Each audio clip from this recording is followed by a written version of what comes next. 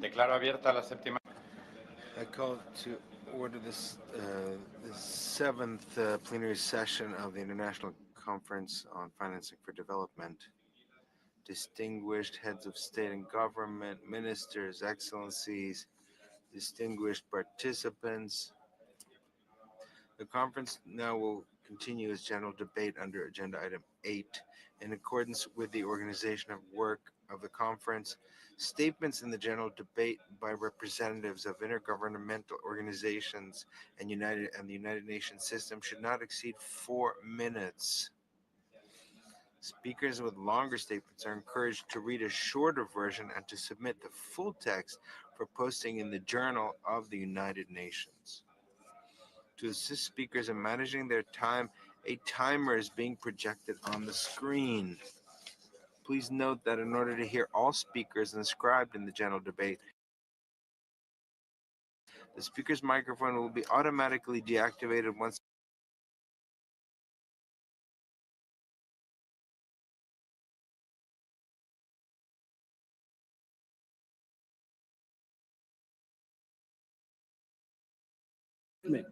The third is the reforming of the international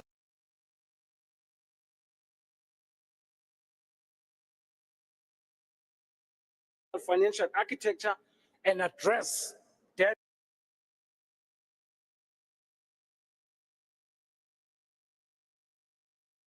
challenges which are affecting our African countries.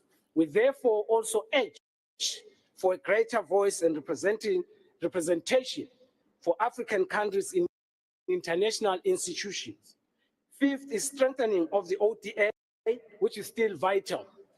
The sixth one is leveraging on international trade as an engine for development. A universally rules-based, fair, open, and equitable multilateral trading is necessary for Africa's sustainability.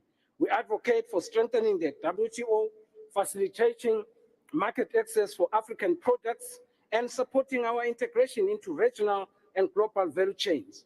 The AFCTA is our cornerstone for economic integration. Excellencies, the Compromise de Seville provides a renewed framework and a roadmap for collective action. Africa stands ready to embrace this challenge, to work hand in hand with all partners to unlock the financial resources necessary to realize our shared vision of a world where poverty is eradicated, human rights upheld, and sustainable development is a reality for all. Let us seize this opportunity with renewed commitment, courage, and solidarity. I thank you.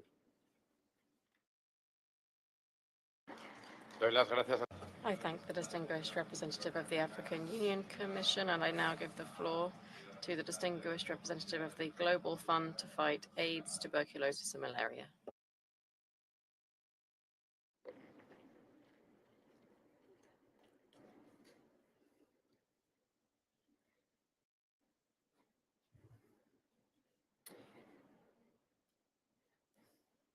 Excellencies, ministers, distinguished delegates.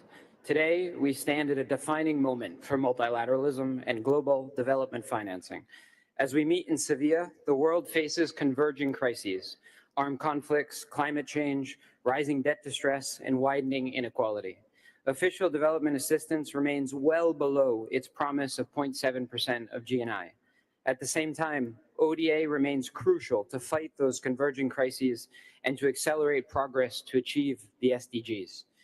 Yet we are at the threshold of possibility. The Fourth International Conference on Financing for Development is a demonstration of our collective will to preserve, even at the most challenging of times. This is our opportunity to rebuild trust in multilateralism and to deliver equitable, transformative progress for all countries. As a worldwide partnership to defeat HIV, tuberculosis, and malaria, the Global Fund stands out as a successful demonstration of the transformative power of country-led, equitable multilateralism. 23 years ago, the global community came together and committed to the goal of a world free from the burden of AIDS, TB, and malaria. Since then, we have fought to make this aspiration a reality, and we have made tremendous progress. saving 65 million lives and decreasing the combined death rates from HIV, TB, and malaria by 63%. With rising out-of-pocket spending, increased debt burdens, and declining donor funding, low and middle-income countries stand at a crossroads. Despite admirable efforts to boost domestic revenue, substantial financing gaps in health persist. For many countries, predictable donor funding remains critical. Transition towards sustainable, nationally led health systems isn't flipping a switch overnight. It's a pathway, a multi-year journey of progressive ownership. In today's tight fiscal environment, the Global Fund serves a dual role. As a lifeline, protecting hard-won gains in HIV, TB, and malaria, and as a vital partner, walking alongside countries towards self-reliance. Our 8th replenishment, covering the period of 2026 to 2028, will be crucial in that endeavor. The road to sustainable development financing is neither quick nor simple, but it's clear. With targeted investments, smarter domestic resource mobilization, predictable donor engagement, and country-led transitions, we can ensure lasting progress. This is what we want to demonstrate here in Seville. There are successful partnership models. There is a pathway to sustainable progress, rooted in realistic timelines, respectful of each country's unique journey. Country-led equitable multilateralism works. What we do collectively matters. It is what we promise here in Seville. The Global Fund stands ready to continue to walk this journey with all of you, ensuring no one is left behind as we fulfill the promise of better health and a more prosperous world for all. Thank you very much. I thank the distinguished representative of the Global Fund to fight AIDS, tuberculosis, and malaria, and I now give the floor to the distinguished representative of the Ibero-American Conference.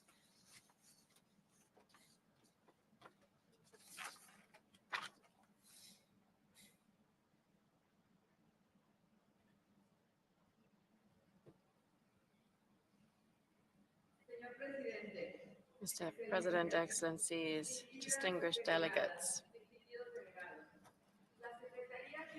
The Ibero-American General Secretariat comes to this 4th International Conference on Financing for Development with a renewed commitment to build a more prosperous, sustainable, inclusive, and fairer future for everyone. We welcome the adoption of the outcome document from this conference, the Seville Commitment, and we thank the government of Spain for welcoming us to this beautiful city. This event is an opportunity to speed up efforts to reach the Sustainable Development Goals.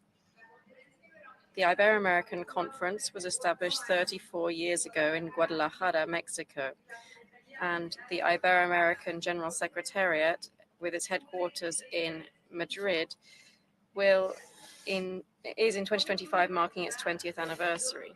We are a community of 22 member states, 19 from Latin America and the Caribbean, and 3 from the Iberian Peninsula. Within our conference, our working languages are Spanish and Portuguese, and we have an enormous diversity of indigenous languages. President, the Ibero-American Cooperation is a model based on horizontal, multi-stakeholder, multi-level work, which even now, at complex times, continues to forge ahead and to craft new initiatives. We provide a singular space for dialogue and trust. And for those reasons, we echo the voices noting that the future of international cooperation should be similar to Ibero-American cooperation, which itself is based on a body of programs and initiatives that we've built up over the last 3 decades. For 18 years, the Ibero-American General Secretariat has been publishing the report on South-South and triangular cooperation, which is a crucial modality for cooperation at the global level currently. The report has monitored more than 11,000 cooperation projects in the region and has become a touchstone in this area. In this context, we welcome the fact that the Seville commitment contains a section on South-South and triangular cooperation, which includes references to the metrics to measure such cooperation. In terms of metrics, SEGIB is on the front line and is currently preparing a valuable, innovative index to be able to measure those cooperation modalities. President, measuring development beyond gross domestic product continues to be a pending issue. For this reason, the Ibero-American General Secretariat reiterates the appeal from countries in the Ibero-American community to expand access for all countries to funding for their respective development processes, using a multidimensional metric that goes beyond the per capita income criteria. We call for complementary metrics taking into account the economic, social, and environmental dimensions of sustainable development. The Ibero-American Secretariat General reiterates its commitment to continue working for people, prosperity, the planet, and peace through partnerships and alliances that promote sustainable development, leaving no one behind. Thank you very much. I thank the distinguished representative of the Ibero-American General Secretariat, and I now give the floor to the distinguished representative of the International Labour Organization.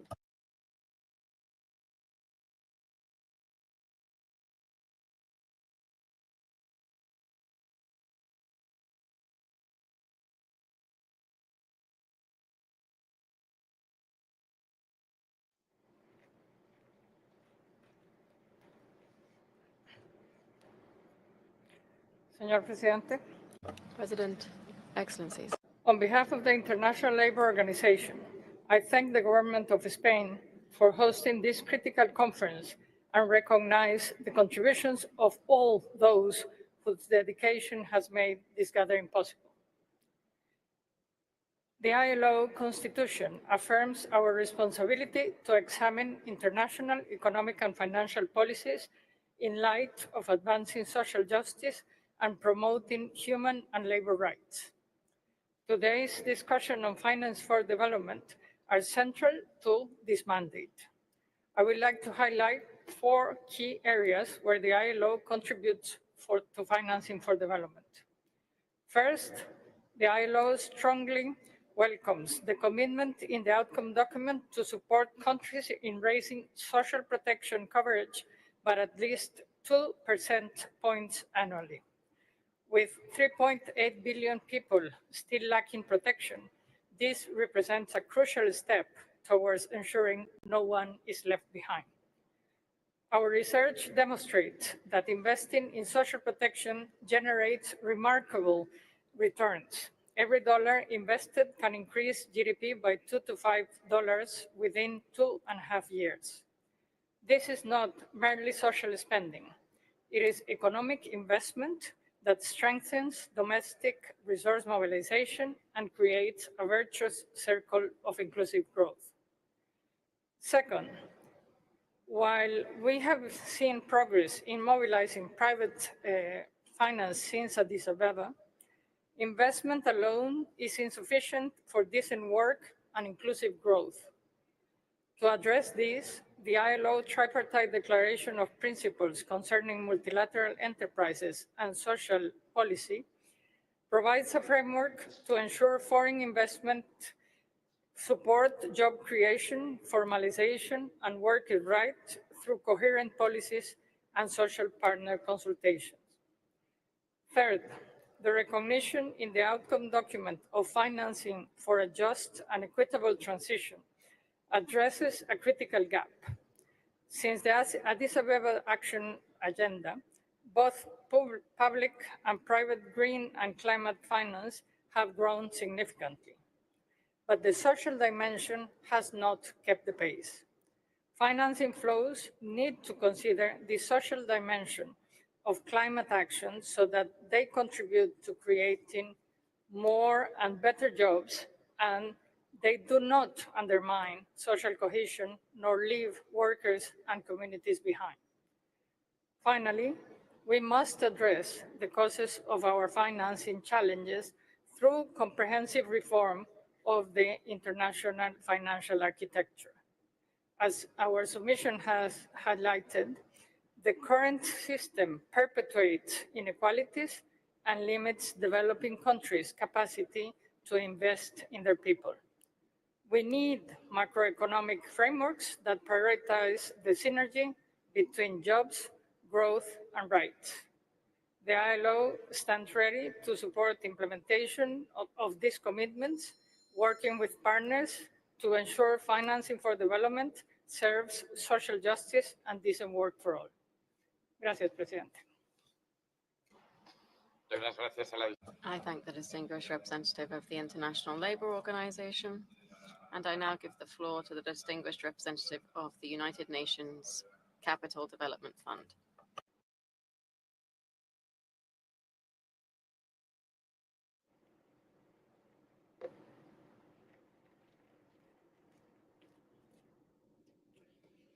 Mr. Chairman, Excellencies, ladies and gentlemen, I have the honor to deliver this statement on behalf of the United Nations Capital Development Fund.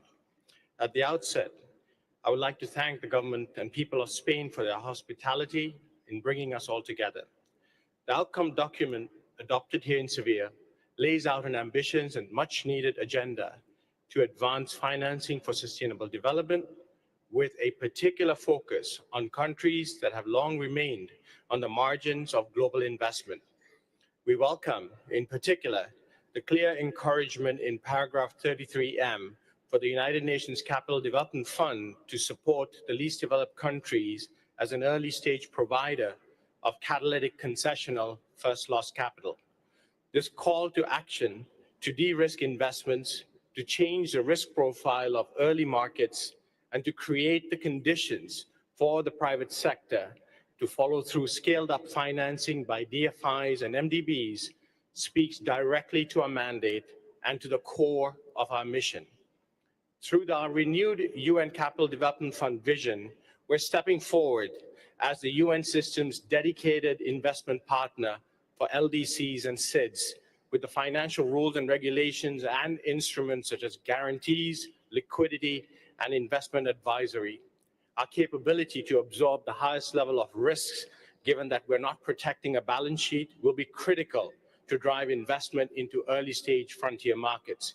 We are committed to deploying catalytic first loss capital with the investments made by our partners to de-risk opportunities for unlocking private and institutional finance, while also deepening subnational financial systems, tier 2, tier 3 domestic banks, developing investable pipelines that are de-risked through the UNCDF balance sheet in partnership with UNDP and the United Nations Development System more broadly. We strongly believe this is critical to augment the ongoing work of MDBs and DFIs to foster stronger, more resilient markets that can create jobs and sustain inclusive growth for the least developed of countries around the world. Above all, UNCDF remains a steadfast champion of the priorities of least developed countries around the world, as well as those that are most vulnerable. We will continue to work closely with member states, MDBs, DFIs, the private sector, civil society, local authorities, and communities to translate the commitments set forth in this outcome document into concrete investments that generate jobs, build resilience, and create lasting opportunities where they are needed most. Together, we will drive action so that Compromiso de Seville becomes far more than words, a shared promise that is fully realized. Do count on UNCDF to be working alongside the international community to deliver on this promise. We're ready to act, and we're ready to act now. Thank you. I thank the distinguished representative of the United Nations Capital Development Fund, and I now give the floor to the distinguished representative of the United Nations Population Fund.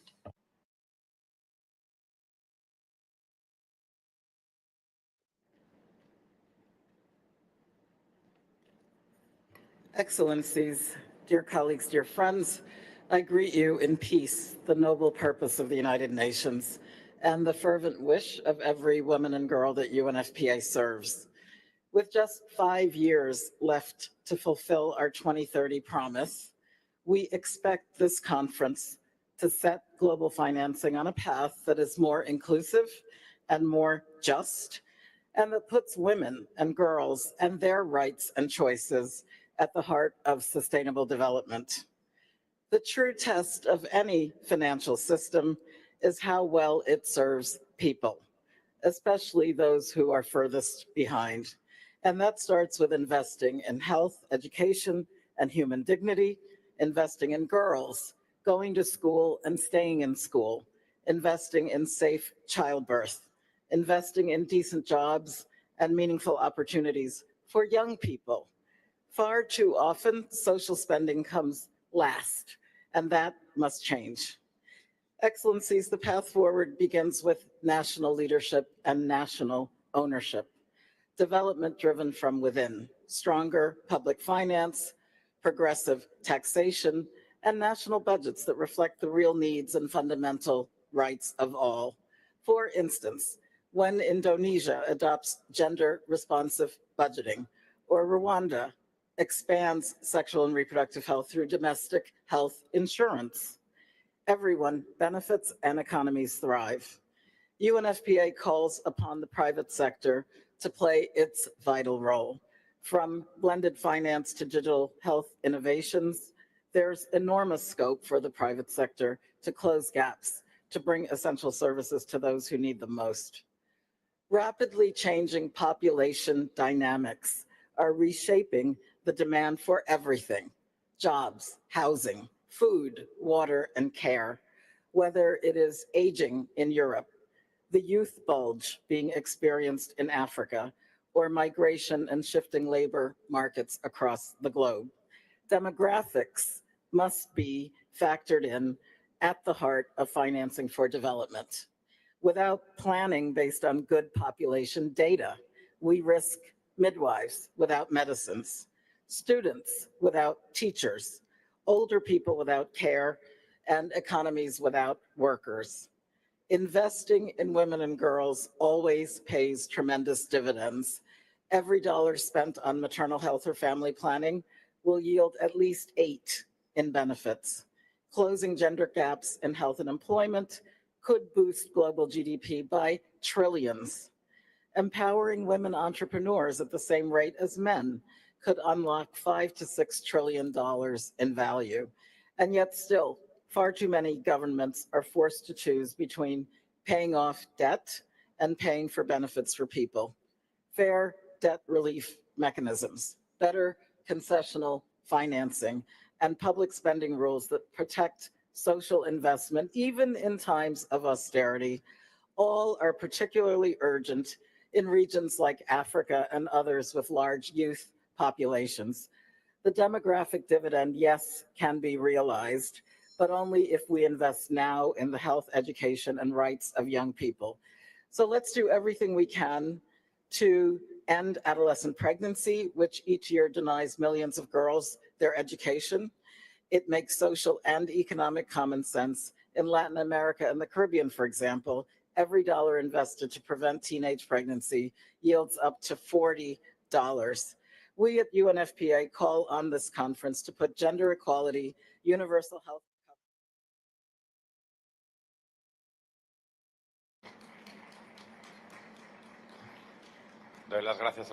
I thank the distinguished representative of the United Nations Population Fund, and I now give the floor to the distinguished representative of the International Fund for Agricultural Development.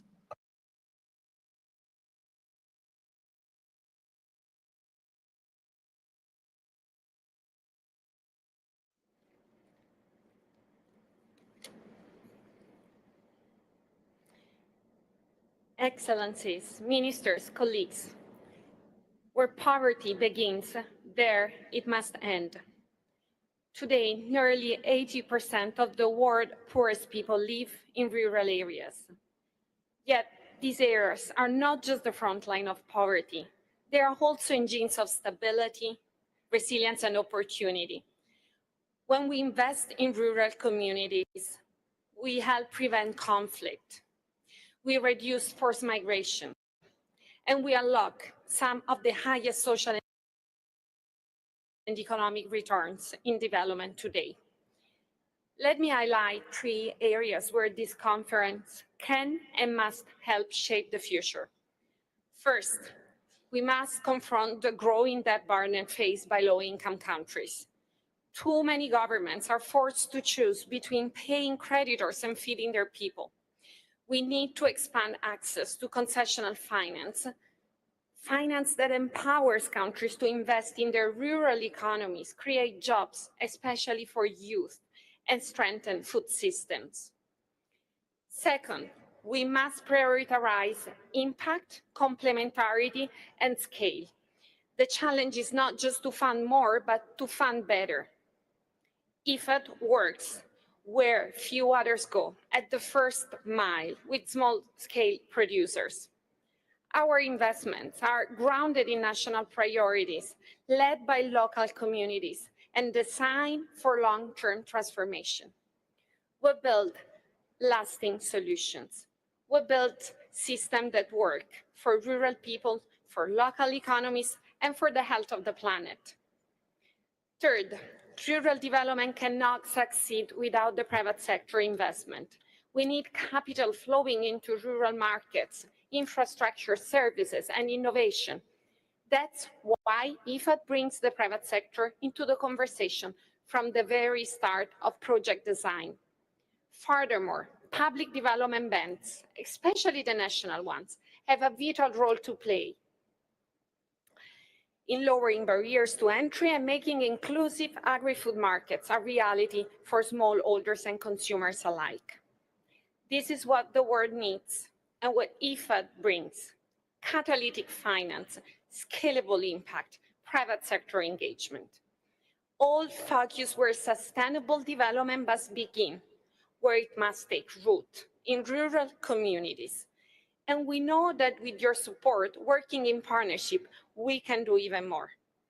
Together, we can find the resources and the solutions so that no rural community, no matter how remote, is left behind. Thank you.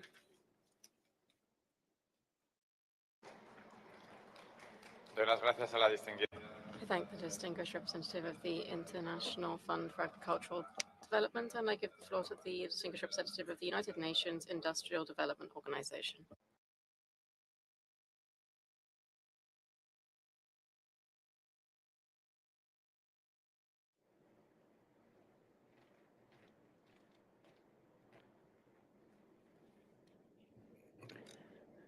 Mr. President, Excellencies, distinguished guests, ladies and gentlemen, it's a great honor for me to address you today at the plenary meeting of the First International Conference for Financing for Development, and to share with you UNIDO's vision and efforts in the field of developing finance. And as a specialized agency of the United Nations, we are committed to promoting and accelerating inclusive, sustainable industrial development.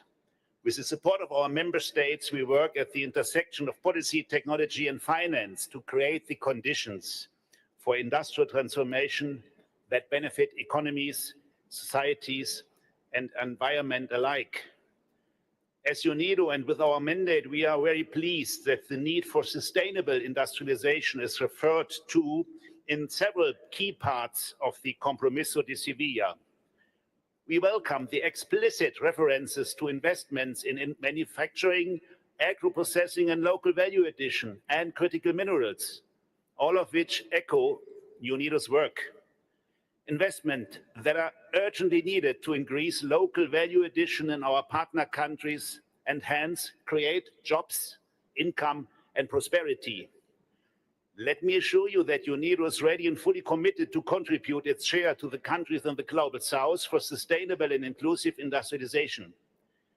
Dear President, ladies and gentlemen, in times of declining financial commitments to developing countries, which we regret to see and which are not acceptable, we have to strengthen our collaboration with DFIs, IFIs, and private investors to unlock investment for sustainable industrial development. At the heart of this mission is the issue of access to finance. Too often, financial constraints limit the ability of companies, and particularly SMEs, to innovate, expand, and contribute to economic development. Given our mandate, UNIDO plays a critical role in bridging the gap between financial institutions, national governments, and industry, ensuring that capital flows into high-impact sectors in countries of the Global South. UNIDO has also extensive experience in managing de-risking schemes, as well as setting up financial instruments in close cooperation with partner financial institutions. Our Transformation Pathway Fund and our new common program with the Arabic and Islamic banks on SME financing are two examples of our cooperation. And as one of a few UN organizations working both with the private and public sector, we serve as a bridge for the much-needed joint effort in addressing the SDGs.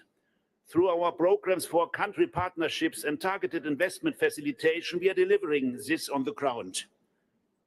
Mr. President, Excellencies, ladies and gentlemen, at the end of 3 long plenary days, let me conclude with the appeal to turn the commitments of Compromiso de Sevilla into concrete action and investable realities together.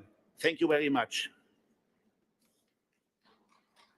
I thank the distinguished representative of UNIDO, and now I give the floor to the distinguished representative of International Telecommunication Union.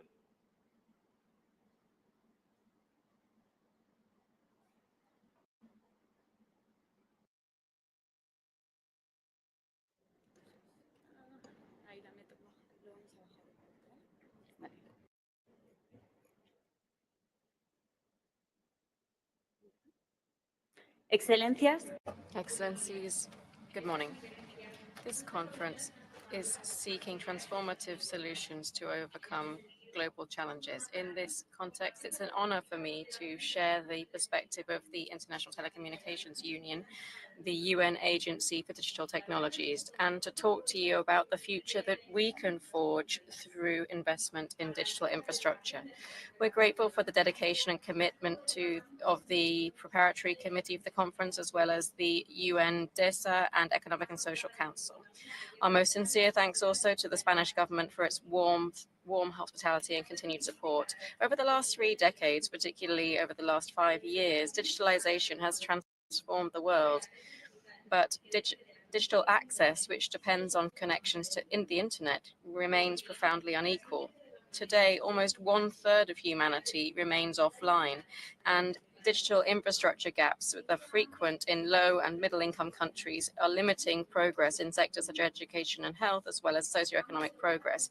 We believe that achieving the necessary connectivity so that everyone can enjoy a productive online experience will need $1.6 trillion of infrastructure investment by 2030, not including additional investment in digital skills and appropriate policies and affordability. This conference is a singular opportunity to unblock funding and to bring digital connectivity to everyone.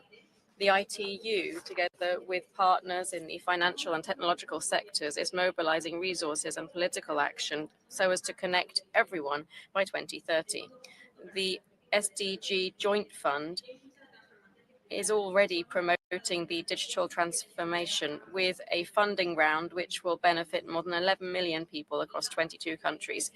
GIGA, the ITU and UNICEF initiative to get all schools online, is identifying connectivity gaps and supporting governments in gathering funds and providing advice to get schools and surrounding communities online. This is key to harness the positive impact of digitalization on education as established in the Seville commitment. However, we must address the persistent challenge of the lack of connectivity. It's not only enough to have access to a Wi-Fi signal or a computer. We're talking about fiber optic, telecommunications towers and data centers, the infrastructure that makes digital progress possible, because digital infrastructure gaps are a reflection of global socioeconomic inequalities. This is why we have launched the Digital Infrastructure Investment Initiative, the DIII, which is co-led together with 7 MDBs. We launched this under the Brazilian G20 presidency last year, and since then we've been working with financial institutions, the private sector, governments, and academia to identify innovative financing mechanisms and instruments promoting digital investment. Now we're taking a step further. We have presented the Digital Infrastructure Investment Catalyzer, a new global platform promoted by the ITU and UNCTAD, including in the Seville Platform for Action. The Catalyzer responds to the Seville commitment, which highlights the need to exchange knowledge and foster robust collaboration between governments, development banks, international organizations, and private sector stakeholders to design digital infrastructure, develop sustainable funding models, and measure them effectively.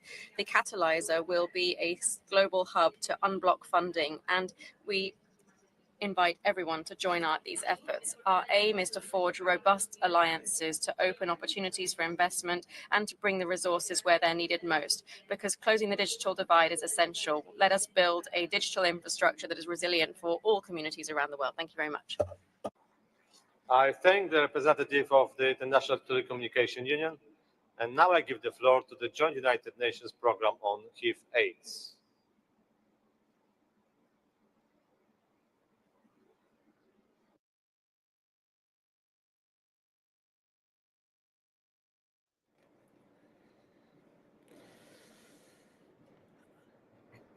Good morning. The President of the Conference, Secretary General of the United Nations, President of the General Assembly, Excellencies, representatives from the financial and private sector, civil society organizations, UN colleagues, ladies and gentlemen. The ongoing disruption to health financing has led to a crisis in the HIV response. If the world does not rise to the challenge, there could be an additional 4 million AIDS-related deaths and 6 million new HIV infections by 2029. Our message to developing countries is, it is critical that you increase domestic health spending, and I know many of you are stepping up, but I know you cannot get there overnight. Donor countries, we are asking you to commit to a gradual transition to domestic health financing. To achieve that transition, low and middle income governments need fiscal space to invest in life-saving HIV prevention and treatment, and right now they don't have it. The Global South is drowning in debt, while tax avoidance drains budgets, squeezing out domestic health spending. 2 in every 3 countries in Africa are spending more on debt than on healthcare. So, donor countries, we also ask you to support the structural changes that can pave the way for greater domestic financing through coordinated action to restructure the debt, strengthen tax authorities, and enable more progressive taxation of corporations and the wealthy. Through more flexibility in intellectual property rules to enable affordable access to life-saving medicines and other essential tools, and through a more equal system of development financing, going beyond traditional aid with global public investment where everyone contributes what they can and receive what they need. A fairer global economy is in everyone's interest.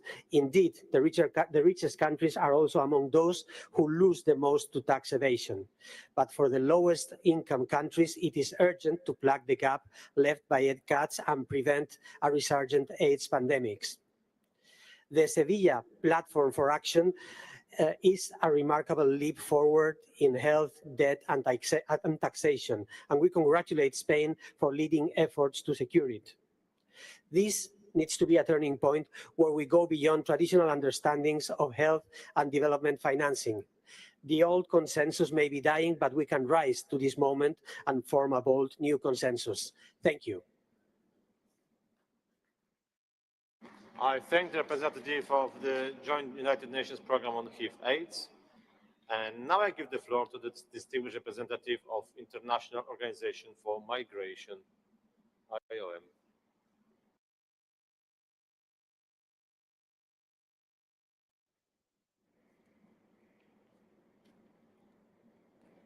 Excellencies, distinguished guests. It's been 10 years since we first convened in Addis Ababa, and the world has changed a lot. And at the same time, very little. We've seen conflicts dragging on with no political solutions to end them, while new ones have erupted, exacerbated by a host of other pressures, including environmental ones. Humanitarian needs have become more complex and longer lasting, making any dividing line with development more blurred than ever. We've seen progress to achieve the Sustainable Development Goals fall even further off track, in some cases regressing even below 2015 levels. And behind all this, we've seen a shifting world order, increasingly fierce power competition, fueling tension with potential to spark further conflict and violence. And with that, the continuing erosion of multilateralism. We know that the development financing gap now stands at an estimated $4 trillion annually. But it's not too late to turn this downward trend around. If we, governments, the private sector, the international community are bold, ambitious, and cooperative, we can ensure that sustainable development is achieved through effective financing. We already have a wealth of potential resources and solutions at our disposal. Many of them come down to well-managed human mobility. Our challenge is to work together to leverage them smartly and effectively. So on behalf of the over 300 million international migrants around the world and the societies they support, it's my honor to highlight just three. One, we need to better harness the enormous potential of remittances and diaspora investments to help finance sustainable development. We need to ensure digital financial inclusion for migrants, reduce transfer costs, and connect remittances to broader financial services. Two, we need to better leverage migrants' contribution to the workforce, innovation, and trade. The best way to do this is by facilitating pathways for safe, regular migration and closing down lethal migration routes and opening up legal ones. This drives growth and prosperity while protecting the most vulnerable. And three, we need durable solutions to address internal displacement and prevent it from happening in the first place. This includes ensuring human mobility is at the center of climate finance and mitigating the effects of climate and environmental crises, helping communities to adapt. It means working to give people a choice of whether to move or stay where they are. We at IOM are committed to working with all stakeholders in implementing the outcomes of this conference. Through our role as the coordinator of the UN Network on Migration and in relation to the Global Compact on Migration, we have access to platforms and tools to provide that support. The Migration Multi-Partner Trust Fund is a key financing instrument to strengthen migration governance. Together, we can and must deliver urgent at scale the sustainable investment push needed to achieve the brighter and equitable future for all. Thank you. I thank the distinguished representative of the International Organization for Migration. And now I give the floor to the distinguished representative of United Nations Human Settlements Program.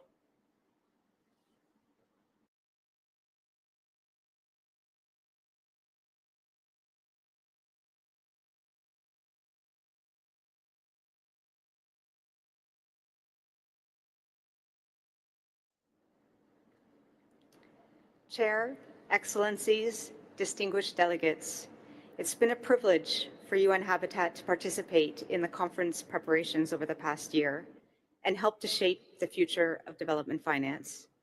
As we gather this week, we must collectively recognize a truth that we often overlook. Sustainable development will be won or lost in cities.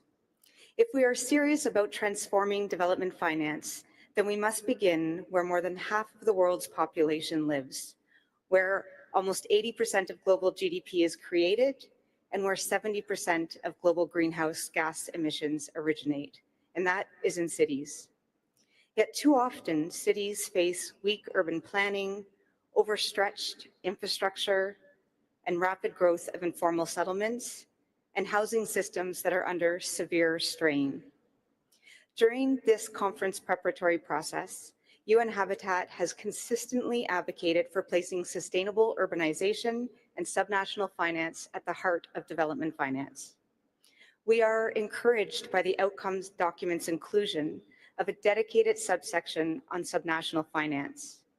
This recognition is significant, but the work begins now. We must deepen our efforts and bring new partners into the fold.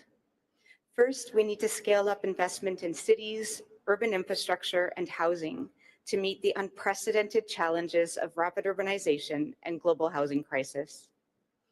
Second, we need to strengthen fiscal capacity of local governments through better resource mobilization at the local level, through stronger public financial management, and access to international financing mechanisms.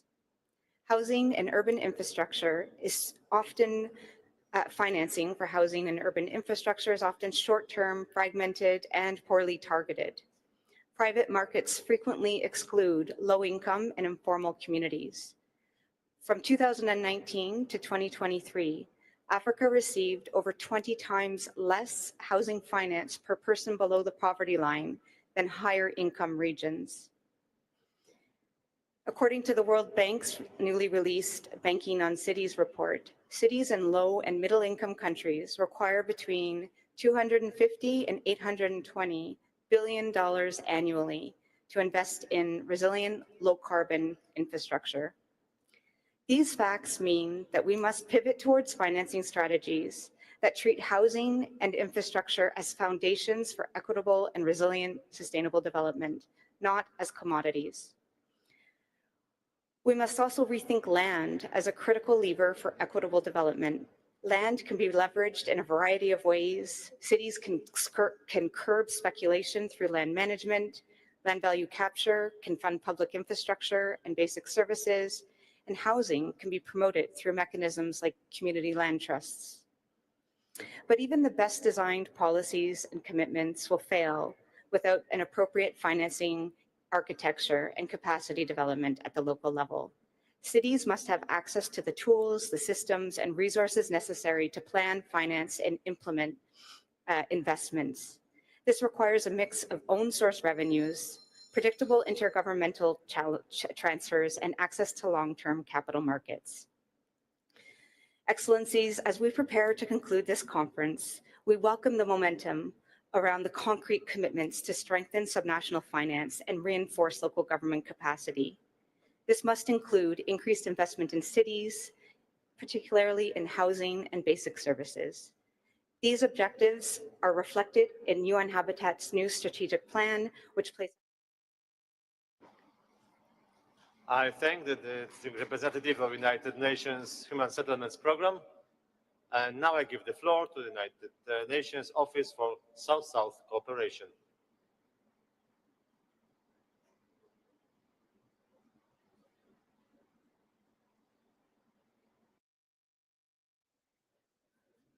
Mr. Chair, Excellencies, distinguished participants, it is an honor for the United Nations Office for South-South Cooperation to address this pivotal fourth conference, international conference on financing and development.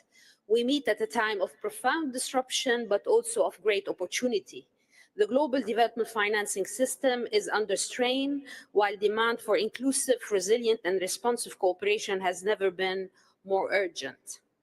The Compromiso de Sevilla calls for a bold rethinking of global financing governance to ensure long-term equitable financing, especially for countries most at risk of or left behind. Importantly, it elevates the role of South-South and Triangle cooperation as catalytic, effective, and transformative modalities for delivering sustainable development. This recognition is grounded in reality. Developing countries are not only recipients, they are increasingly key contributors to global development, sharing solutions, mobilizing resources, and co-creating innovations. We take very good note of the highlights of the Compromiso of Sevilla in terms of the need to scale up voluntary support for South-South and Triangle cooperation, from finance to capacity and technology, the imperatives to strengthen triangular cooperation through inclusive partnerships and innovative financing, and the role of regional financing platforms in enabling cross-border investments and knowledge exchange aligned with national priorities.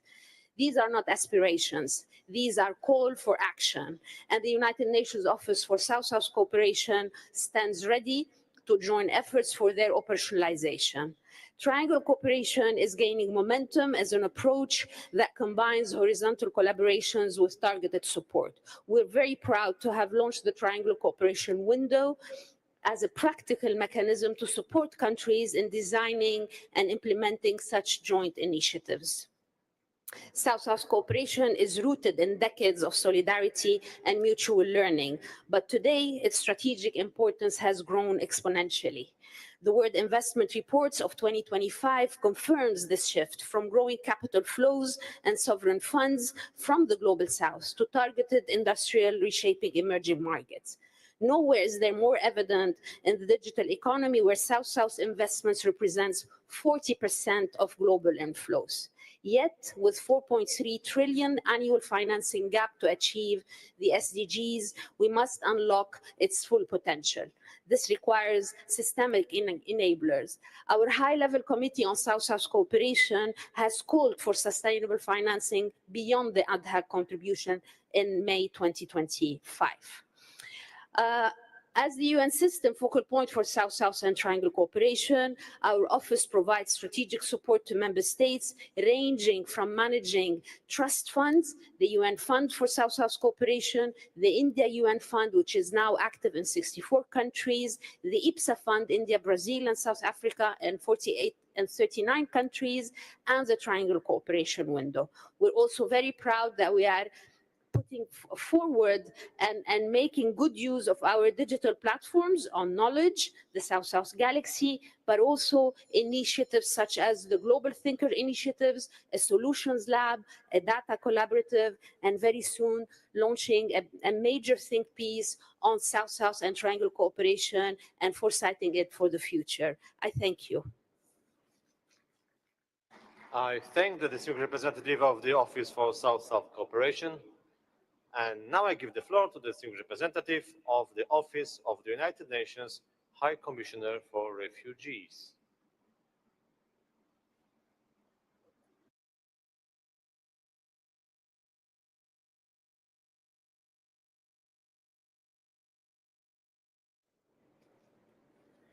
Excellencies, distinguished delegates, thank you for the opportunity to speak today on behalf of the United Nations High Commissioner for Refugees. By the end of 2024, 123 million people were forcibly displaced. Over 70% of these individuals are hosted in low and middle income countries. This reality places significant strain on public resources, services, and national budgets in host countries, particularly as responses have largely relied on short-term, unpredictable humanitarian aid. Durable solutions, including voluntary return, local integration, and resettlement, remain limited. Yet, we know we can deliver win-win outcomes for both displaced populations and host countries. Evidence shows that integrating refugees into labor markets and economies not only benefits refugees, but also contributes to economic growth and strengthens social cohesion in host communities. Pathways for durable solutions have been laid through key frameworks, including the Global Compact on Refugees and the UN Secretary General's Action Agenda on International Displacement. Building on these frameworks, dedicated financing instruments such as the IDA window on host communities and refugees, as well as the Global Concessional Financing Facility, are already helping host countries to integrate refugees into their local economies in ways that align with national development goals. But we must do more. We need more predictable, sustained, and long-term financing to better support countries. In this regard, we call on participants at this conference to take the following steps. First, integrate forcibly displaced persons and vulnerable host communities into national development plans and data systems. Second, recognize and account for both the cost of hosting refugees into national development plans, generating gains through their integration into local economies. Third, recognize hosting refugees as a global public good, the critical contribution of host governments, and the imperative for more equitable responsibility sharing costs across the international community. Fourth, scale up and sustain dedicated funding instruments and innovative financing mechanisms for refugee situations, engaging not only bilateral and multilateral development finance providers, but also the private sector. And finally, ensure the continued availability and equitable distribution of life-saving humanitarian assistance in conflict and crisis situations. Excellencies, durable solutions to forced displacement are within reach. With the right financing and partnerships, we can create sustainable opportunities, not only for displaced people, but also for the communities and countries that host them. Let us act now with urgency and with determination. Thank you. I thank the distinguished representative of the United Nations High Commissioner for Refugees. And now I give the floor to the distinguished representative of United Nations Office for Disaster Risk Reduction, UNDRR.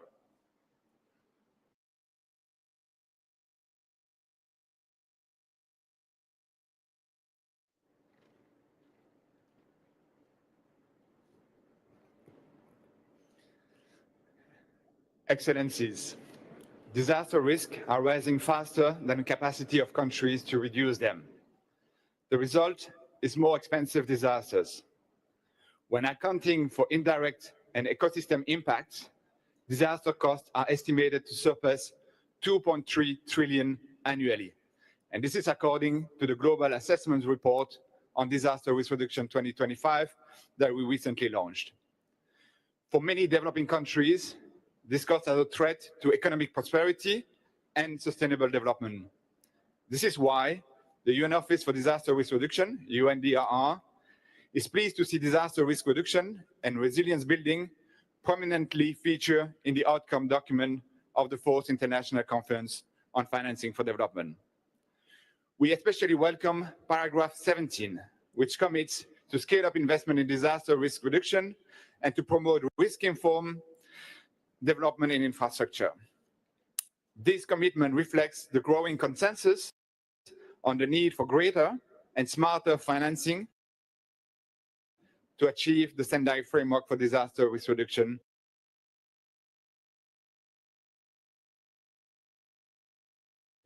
as expressed at the Global Platform for Disaster Risk Reduction, the G20 DRR Working Group,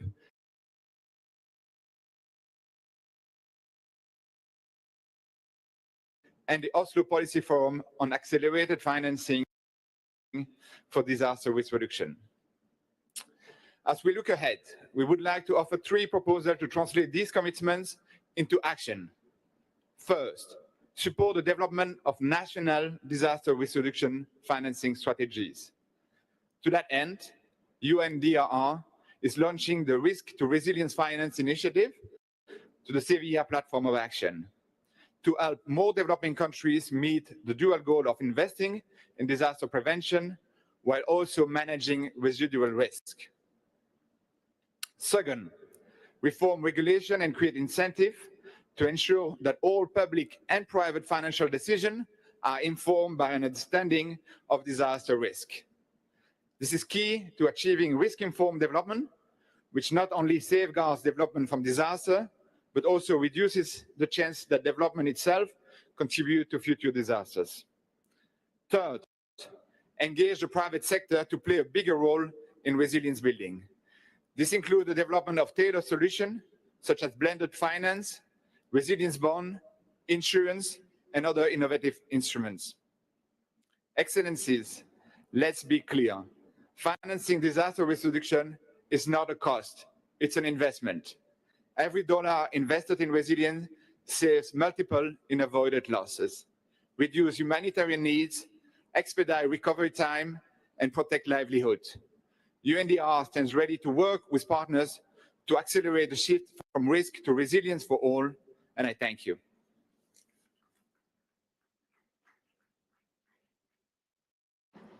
I thank the representative of the United Nations Office for Disaster Risk Reduction. And now I give the floor to the distinguished representative of International Atomic Energy Agency, IAEA.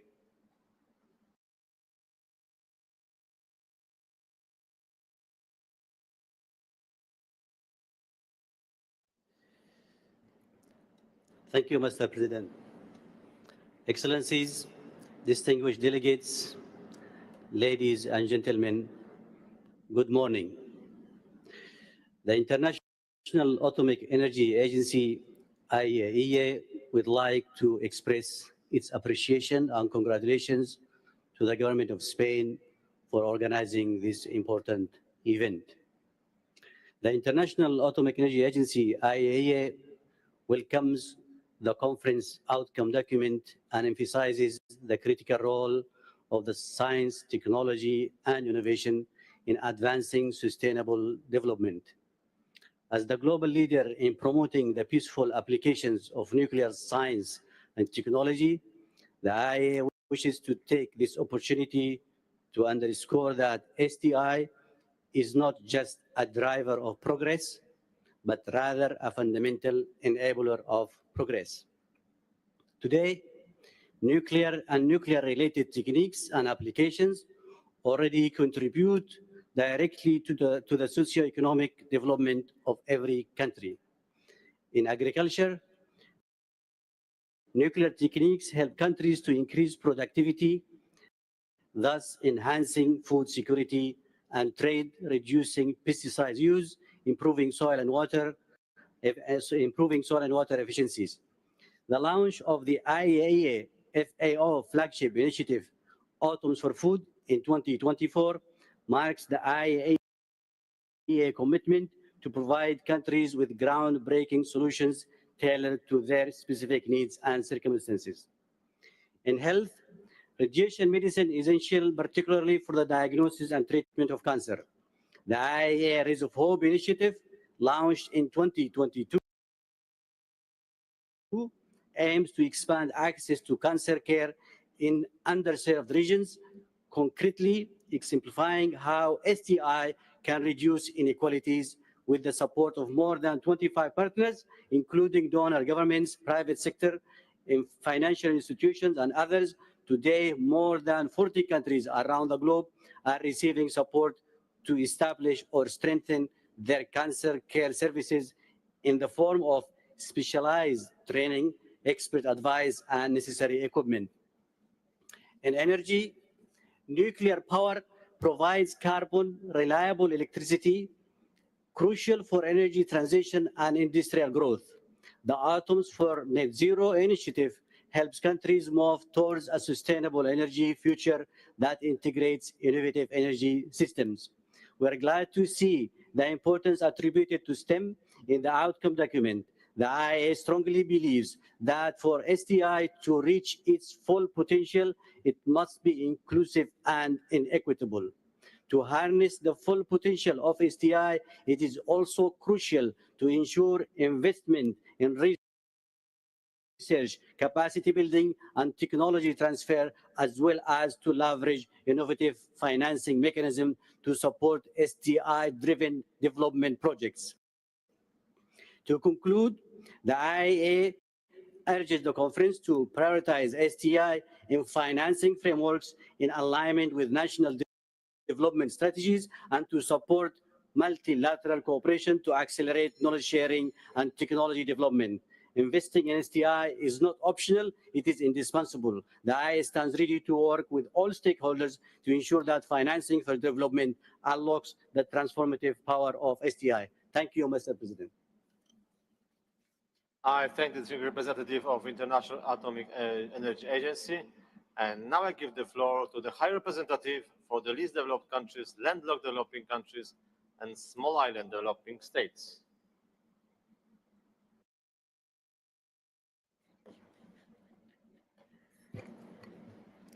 Mr. President, Excellencies, distinguished colleagues, I have the honor to speak here today in my capacity as the United Nations High Representative for the least developed countries, landlocked developing countries, and small island developing states. Across our world, we see a troubling paradox. The 92 LDCs and the SIDS, home to 1.4 billion people, nearly 1 in 5 globally, account for a negligible share of carbon emissions and global trade. Yet they face the gravest challenges. Climate disasters that erase years of development in hours, unsustainable debt burdens, and declining investment amid escalating needs. These are not just development concerns, they are existential threats. The 2025 UNCTAD World Investment Report offers a sobering picture. FDI to LLDCs declined by 10%. LDCs and SIDS saw only modest gains, yet together they receive less than 2.5% of global FDI. 40% of SIDS are in or near debt distress, and LLDCs face a $510 billion infrastructure gap. International financial architecture is not designed for these realities. It is rigid where flexibility is needed, slow when urgency is critical, and risk-averse where bold investment is required. This conference must be a turning point. The alignment between the Compromiso de Seville and the Doha, Awaza, and Antigua and Barbuda programs of action provides a foundation for transformative change. Allow me, Mr. President, to highlight 3 key messages. First, with just 5 years remaining to achieve the 2030 agenda, FFD4 must be a moment of renewed solidarity and partnership. The latest SDG progress report shows that only 35% of targets are on track, while 18% have regressed. The SDG financing gap now stands at $4 trillion annually. LDC's external debt rose to $586 billion in 2023, 39% of their GNI. LLDCs face trade costs 1.4 times higher than coastal states. And for the SIDS, more than 40% are in or near debt distress. The success or failure of the SDGs will be decided by how we support these countries now. Second, we welcome the commitments in the FFD4 outcome document to address structural vulnerabilities through strengthened support and instruments. The reaffirmation of ODA targets, 0.7% of GNI for the developing countries, and 0.15 to 20% for LDCs is important. Mechanisms like the International Investment Support Center for LDCs, infrastructure facility for LLDCs, and online university for LDCs, and the SIDS Center of Excellence must move from commitments to implementation. So too must the multidimensional vulnerability index to ensure fair access to concessional finance. Finally, inclusive and accountable global economic governance is essential. Addressing credit rating biases, high debt premiums, and limited access to affordable finance must be a priority. Robust follow-up, biennial reviews, and dedicated mechanisms for LDCs, LLDCs, and SIDS will be critical to sustain momentum. Mr. President, the document that we have adopted here. I thank the UN High Representative for LDCs, LLDCs, and SIDS. And now I give the floor to the distinguished representative of the United Nations Environment Programme, UNEP.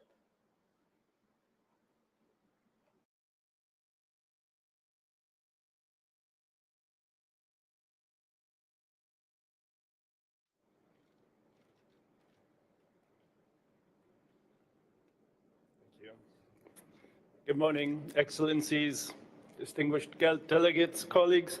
On behalf of UNEP, let me say a few words at this very important conference. We meet today at a moment of tremendous challenges, but also tremendous opportunities. Inflation, rising debt, trade barriers, widening inequalities, they threaten to erode stability, But more than that, they're also compounded by extreme events, external shocks, climate, weather. The situation gets more and more difficult. These interlinked crises are now threatening the very foundation of development, forcing us to rethink what is development. Today, the gap between growing financial needs and shrinking development resources is widening. Too many countries, particularly in the global south, are left reacting in reactive mode rather than thinking about the future, investing in resilience, investing in the future. The cost of inaction is clear.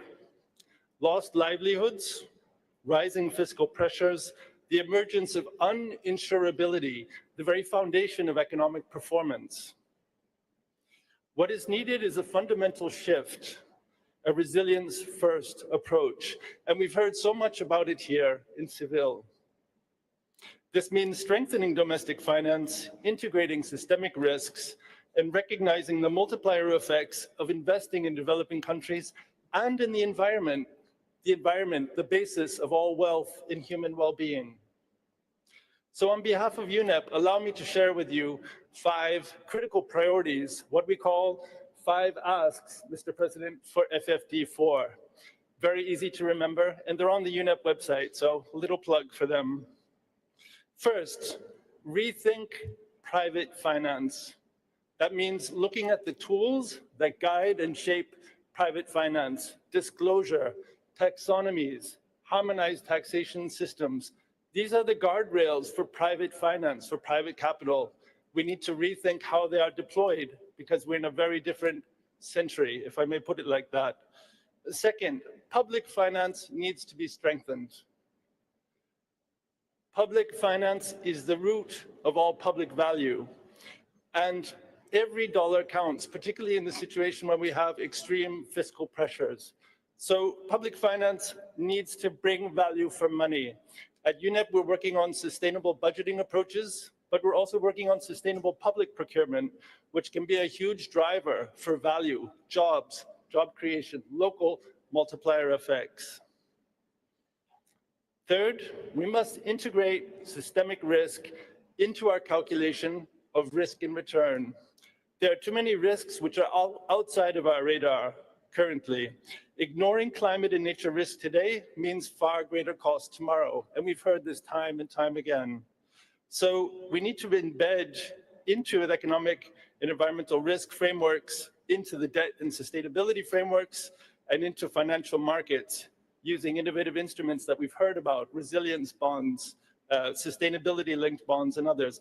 And importantly, data needs to be available for these things. Fourth, investment. We need to invest in the real economy because this is where jobs are created. This is where value is created. And fifth, we must grow capacities. Capacities, digital capacities, institutional capacities, social innovation capacities, because this is where change happens. This is where we innovate for the 21st century. Mr. President, 5 asks for FFD4. Rethink, strengthen, integrate, invest, and grow. Thank you, Mr. President. Perfect, 5 points in 4 minutes. I thank the representative of United Nations Environment Programme. And now I give the floor to United Nations Children's Fund, UNICEF.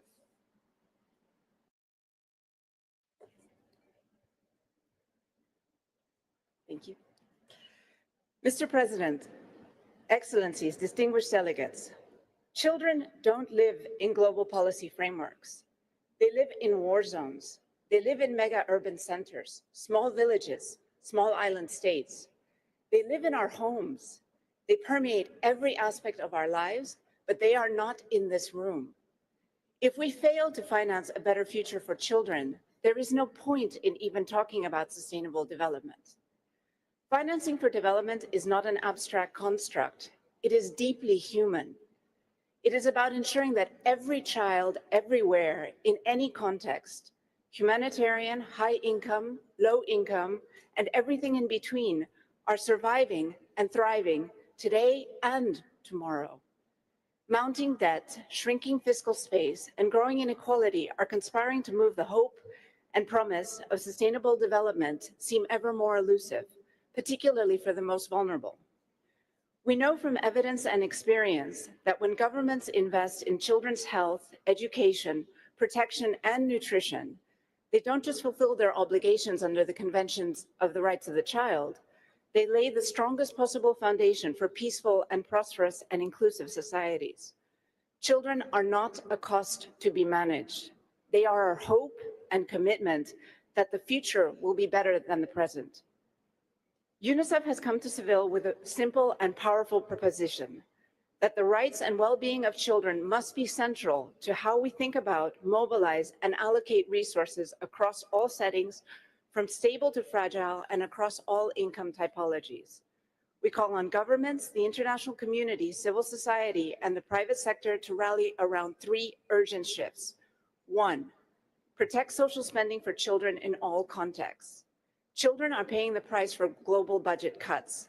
Slashing support to schools, health centers, and social safety nets is not responsible governance. It is short-sighted thinking with lifelong consequences.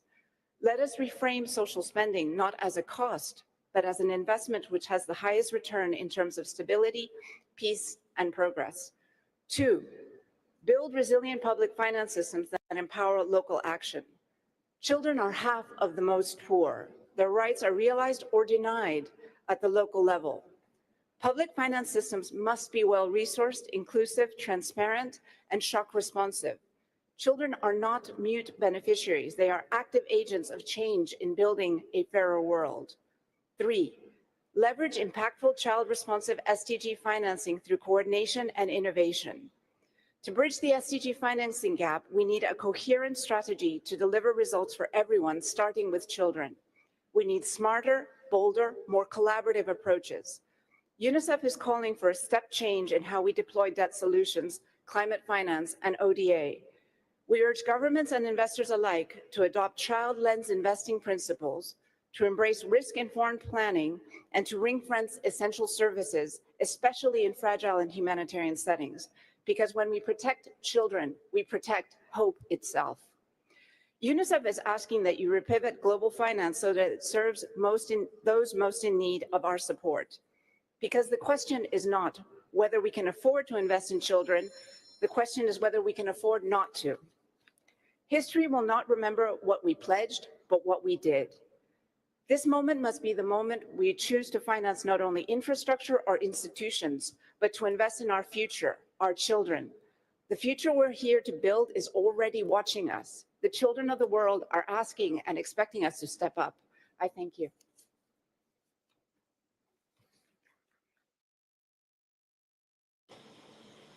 I thank the distinguished representative of the United Nations Children's Fund. I now give the floor to the distinguished representative of the Office of the High Commissioner for Human Rights. Floor is yours.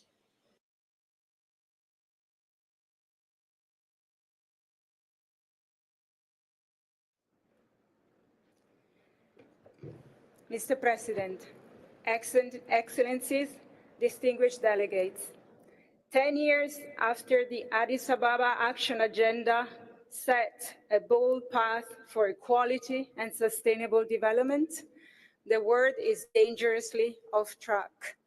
Geopolitical turmoil, the pandemic, and the climate crisis have reversed progress.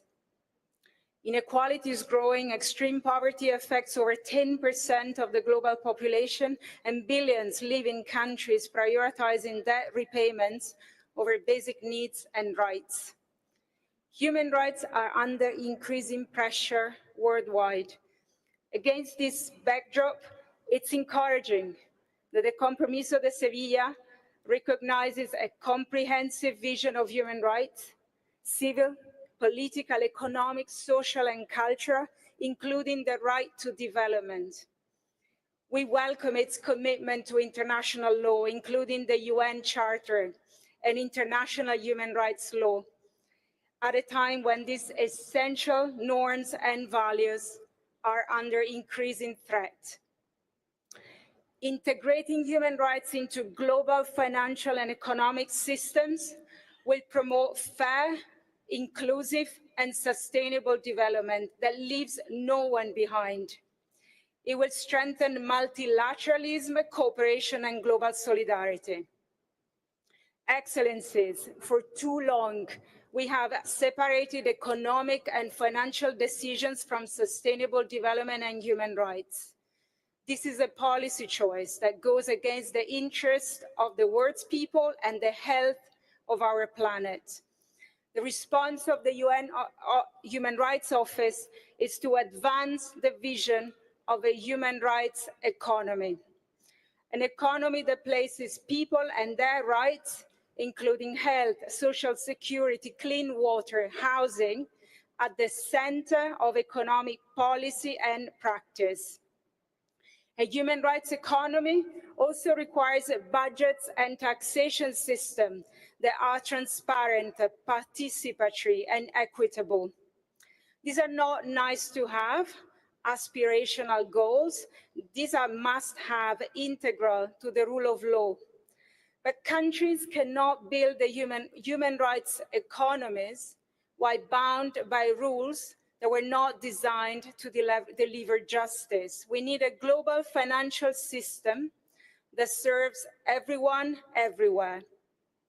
As affirmed in the Compromiso de Seville, this means amplifying developing countries' voices and reforming governance to reflect today's realities, laying the groundwork for inclusive, rights-based economies. The global debt architecture must be grounded in human rights and backed by a multilateral legal framework to ensure fair and timely resolution of debt crises without undermining states' ability to meet their human rights obligations. We need fairer, more inclusive global tax rules.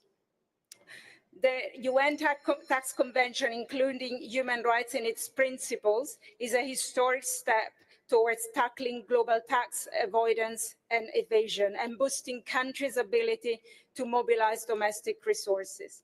So the Compromise of Seville is an important step forward. The challenge now is implementation. Let's ensure global financing empowers all countries to uphold human rights and measure success by how well economies serve their people. Thank you.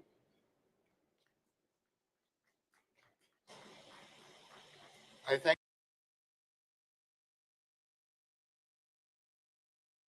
the distinguished representative of the Office of the High Commissioner for Human Rights. I now give the floor to the distinguished representative of the United Nations Office for Project Services.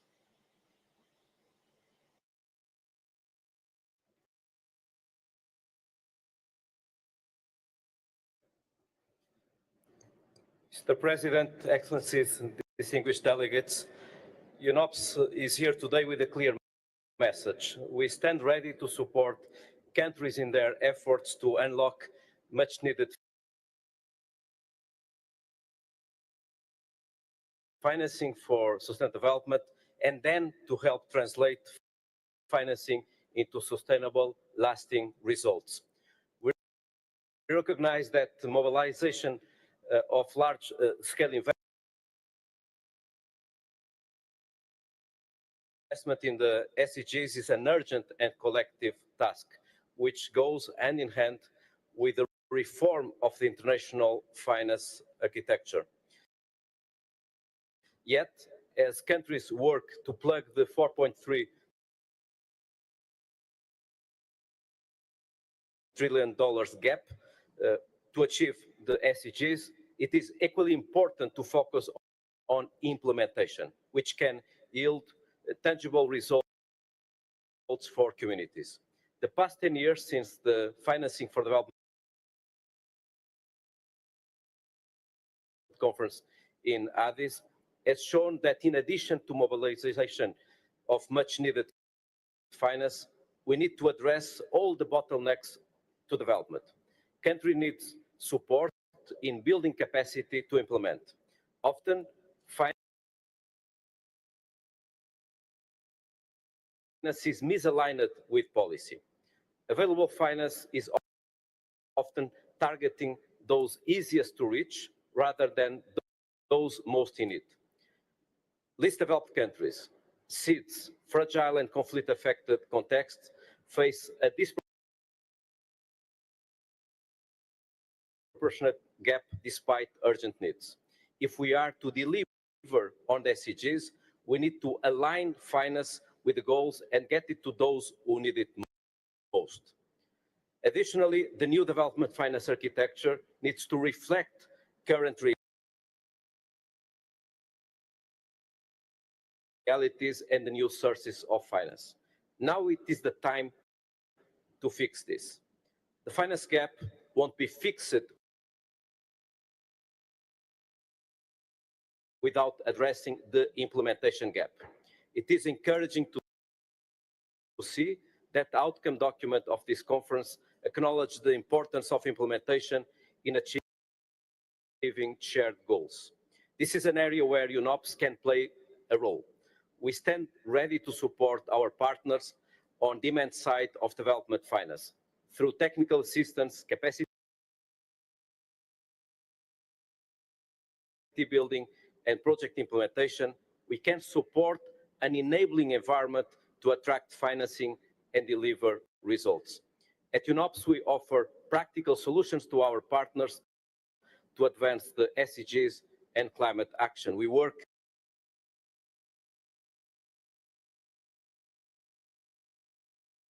in over 130 countries, including the most fragile and complex environments. And we have a particular expertise in infrastructure, procurement, and project management. Infrastructure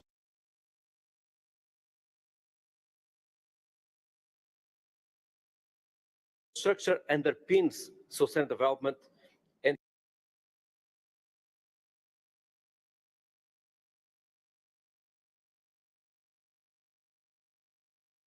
it is central to climate action. It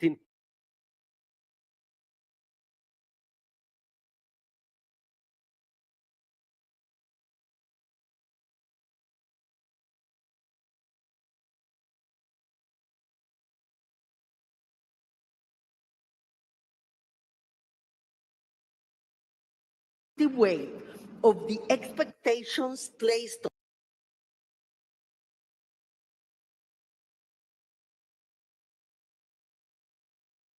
on us to act decisively and to act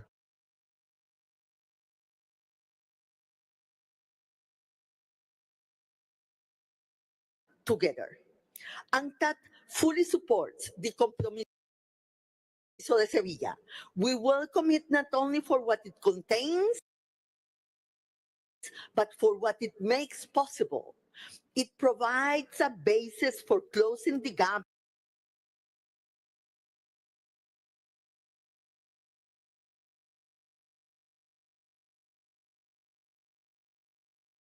between global goals and real resources,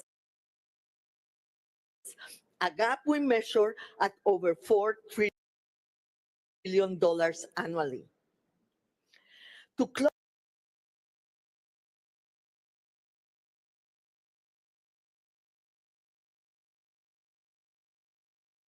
this gap requires rethinking development finance, not only as a transfer of resources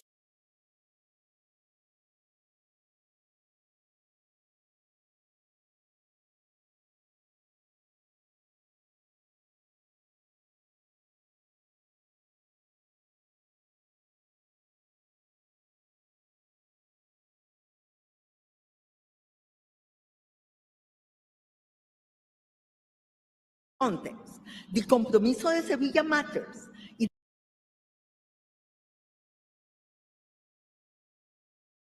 sets out steps that can help rebuild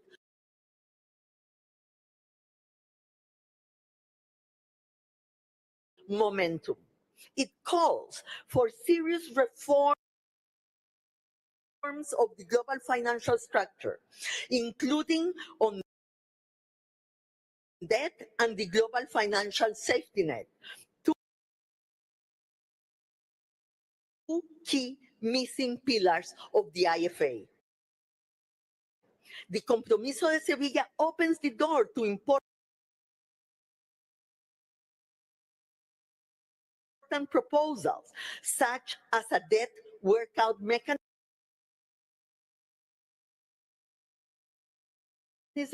regular SDR issuance, and a forum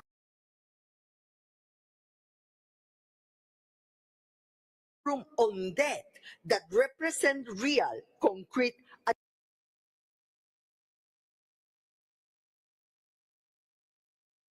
advances in this agenda. The Compromiso also supports greater ambition from the multilateral development banks. These institutions are essential when private capital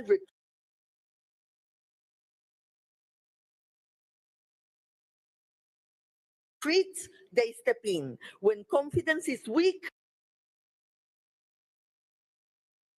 they restore it. When risk is high, they share it, tripling their annual lending as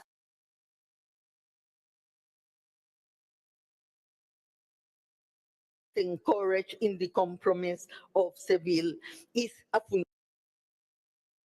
fundamental step. These are not isolated reforms. They strengthen development not only as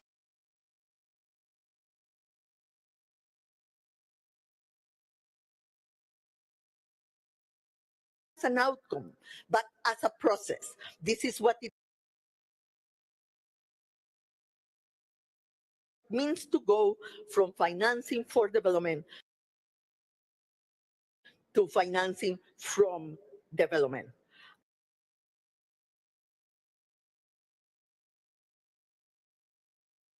UNCTAD stands ready to do its part and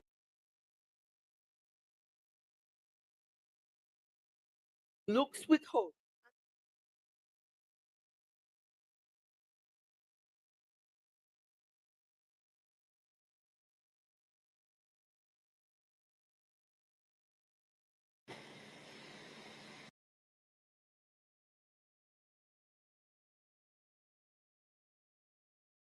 I thank the distinguished representative of the United Nations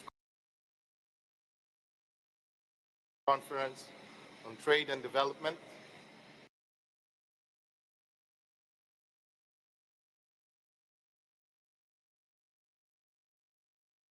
I now give the floor to the distinguished representative of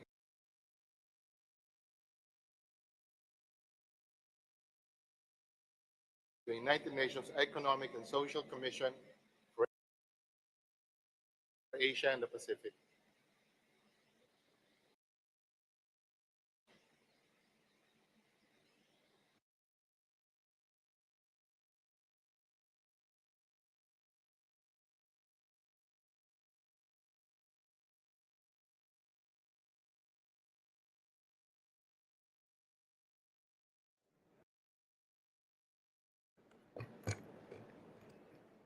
President, Excellencies, colleagues, being today here in the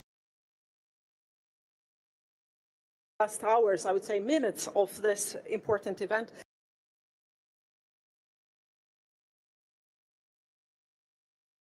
it goes without saying that UNECE, United Nations Economic Commission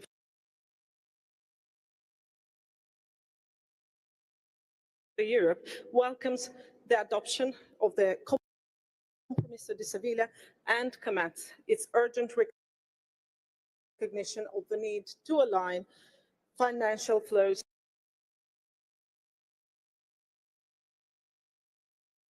and resources with the Sustainable Development Goals. The commitments that are reaffirmed and extended in this outcome document are critical to bridging the widening gap between ambition and implementation. We are pleased to see the continued emphasis on domestic resource mobilization, the importance of effective public expenditure,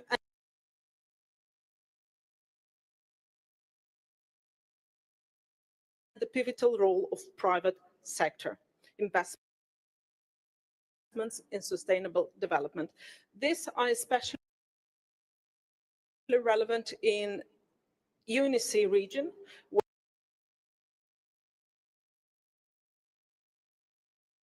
where we have countries with some of the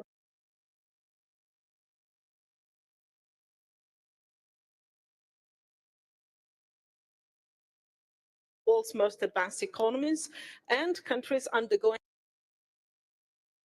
significant economic transition. The primacy of domestic resource mobilization, as outlined in the Compromiso,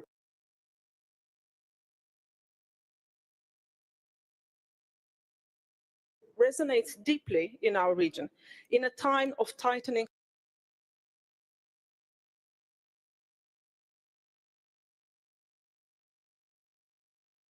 fiscal space, countries across the UNICE area are grappling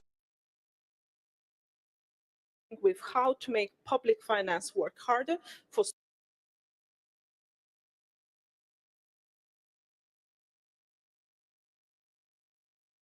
sustainable development, rebuilding trust in taxation,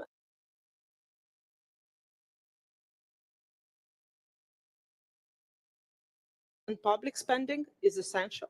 Through efficient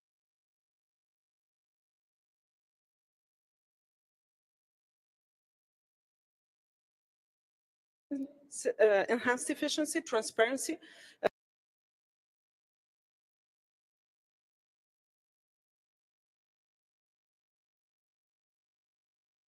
progressivity, and policy coherence.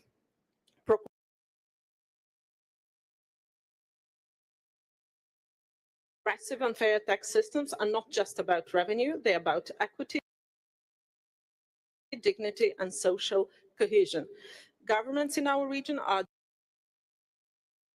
advancing digital solutions, tax transparency, and inclusive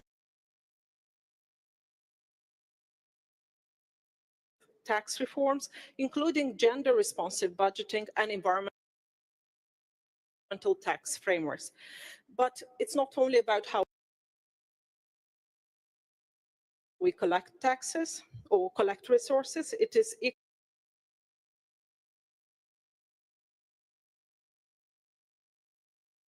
about how we spend them. Public budgets are moral documents and a part of social contract. They must align with the imperative of sustainability, investing in resilient infrastructure, green and digital transitions, trade capacity and industrial policies, social protection and care systems, and climate action in its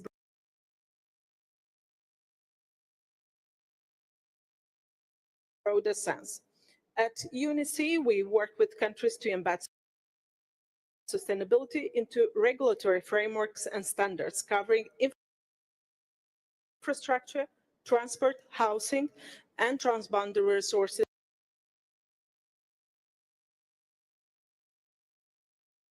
like water.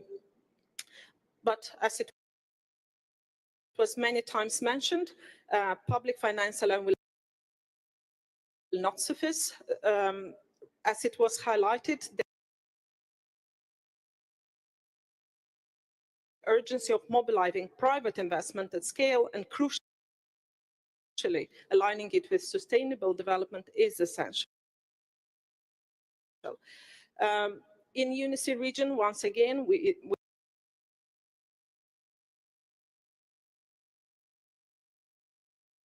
are home to broad capital markets and global institutional investors.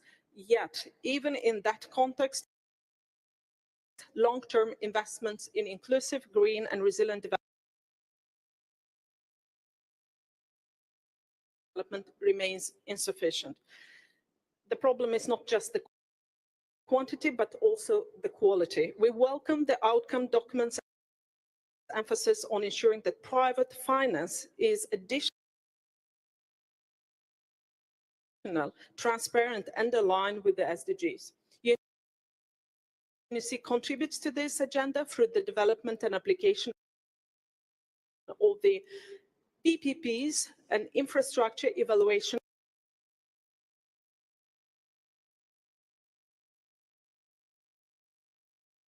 and rating system. Peers, this methodology provides a comprehensive sustainability assurance mechanism for infrastructure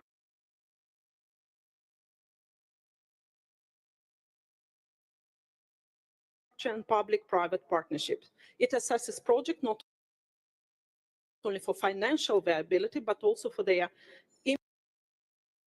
impact on people, planet, prosperity, partnerships, and governance.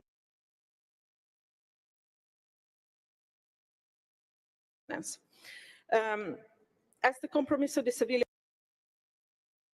rightly asserts, financing for development is not a zero-sum game. It is a matter of solidarity, coherence, and shared responsibility.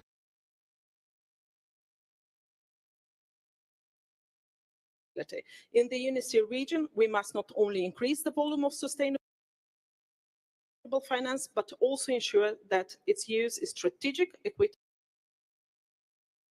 and effective. I thank you. I thank the distinguished